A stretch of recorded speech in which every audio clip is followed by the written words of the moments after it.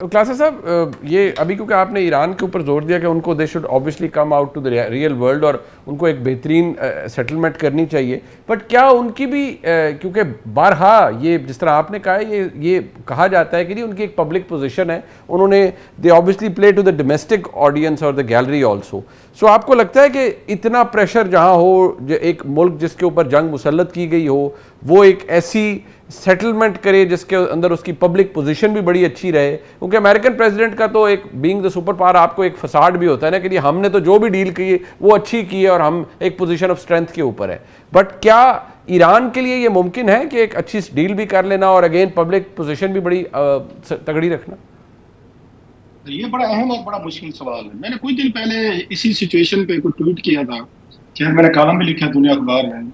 मैंने उसमें एक ना बुक रिकमेंड की थी, मेरी ऑल टाइम नॉन फिक्शन में फेवरेट है, जॉन एफ कैनेडी साहब ने लिखी थी, उसका नाम है प्रोफाइल्स इन करेज। उसको पढ़ना बड़ा, मैंने कहा जनाब ये दोनों लीडरशिप जो आ रहे हैं ना यहाँ पे करने के लिए, ये मुज़ाकरात करने के लिए, पिछली दफा की बात है जब 11 को हो रहा है, तो मैं कि बेहतर होगा एक एक कॉपी जो है ना जहाज में लेकर पढ़ते हैं कि जॉन एफ कैनेडी का एक लीडरशिप के बारे में क्या कंसेप्ट है, कि लीडर को क्या करना पड़ता है, जिसका आपका उससे गहरा ताल्लुक है। बड़ा सवाल है कि उन्होंने वहां पे अमेरिकन हिस्ट्री के 8 सेनेटर्स को पिक किया। ये हो सकता है हम कहें कि अमेरिकन उस बैकग्राउंड में था, लेकिन वो अमेरिकन अप्लाई किया जा सकता है लीडरशिप हर जगह पे। उन्होंने 8 ऐसे सेनेटर्स पिक किए जिन्होंने अपने दौर में वक्त में सेनेट कांग्रेस में वटेवर उन्होंने बड़े अनपॉपुलर स्टांस लिए, अनपॉपुलर वोटिंग की, अनपॉपुलर अपनी पार्टी के अगेंस्ट गए, थ्रेट्स हुई, उनके मुंह पे थूका गया, उनके घरों पे हमले हुए, उनके पॉलिटिकल कैरियर सब कुछ तबाह होकर रह गए। It's a beautiful book, one must read it.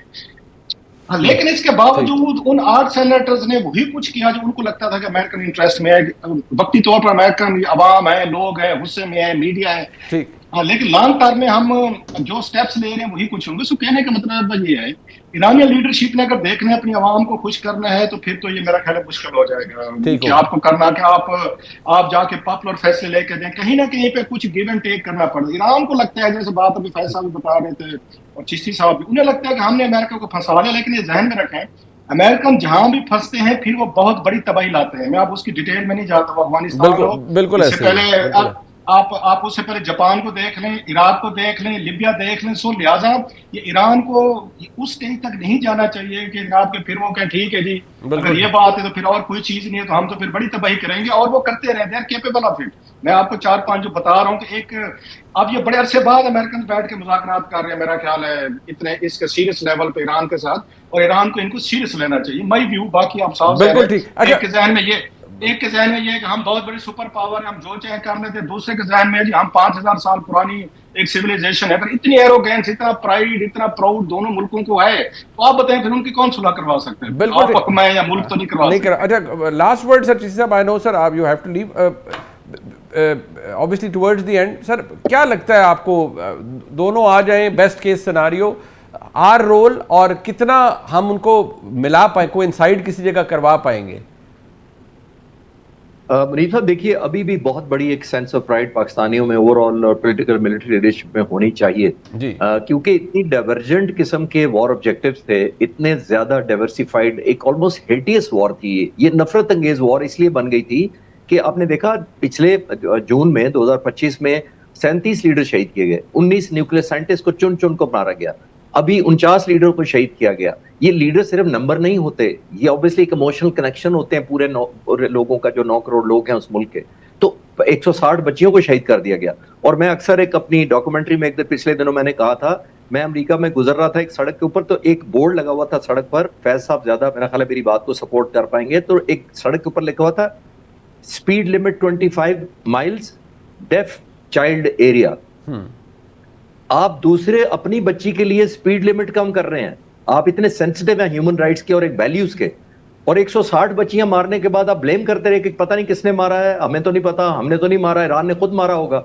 तो आई थिंक ये सेंटिमेंटल वॉर ज्यादा थी। जंगें सारी नफरत अंगेज होती हैं, लेकिन जब आप इतना ज्यादा एक नफरत का एलिमेंट, और जो क्लासर साहब और फैज साहब दोनों कह रहे थे कि एक फॉल्स हुड आ जाए, प्राइड की एक डिल्यूजन आ जाए, जिसके अंदर आपको ये जोम हो कि मेरे से ज्यादा बेहतर कोई नहीं है, मेरे से पावरफुल कोई नहीं है, मेरे से ज्यादा इज्जतदार कोई नहीं है, तो आई थिंक उस जो ऑप्टिक्स से निकलना पड़ेगा। परसेप्शन क्रिएट करने की जो एक वॉर नई शुरू हुई है दोनों तरफ से, परसेप्शन कि हम जीते, उससे भी निकलना पड़ेगा। آپ یہ ویژولائز کرنا پڑے گا کہ 8 ارب جو دنیا کی آبادی ہے وہ ہاسٹیج بنی ہوئی ہے ان 2 ملکوں کے یا 3 ملکوں کے فیصلے کی. تو آئی تھنک اس سے اسٹیٹسمین شپ کا تقاضا ہے, پولیٹیکل اور دوسری ڈپلومیٹک چیزیں چھوڑ دیں, نکل کے ان کو آئی تھنک دنیا کو ریلیز کرنا پڑے گا. دنیا اپنے اپنے کام پر جائے, اپنے اپنے روزگار تلاش کرے.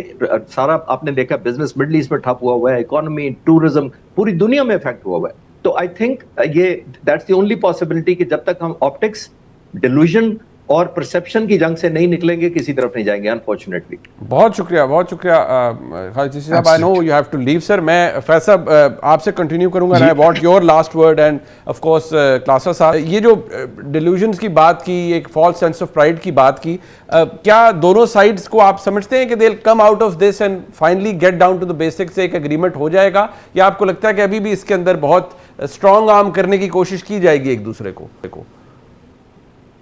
دیکھیے اس میں منیب, اس میں اصل چیز یہ ہے کہ بالکل at the end of the day ظاہر ہے کہ فائنل انالیسس میں تو یہی ہوگا کہ ان دونوں کو بیٹھنا پڑے گا, سب لوگ بیٹھ کے بات کریں گے اور اسی طرح سے یہ جنگ ختم ہوگی.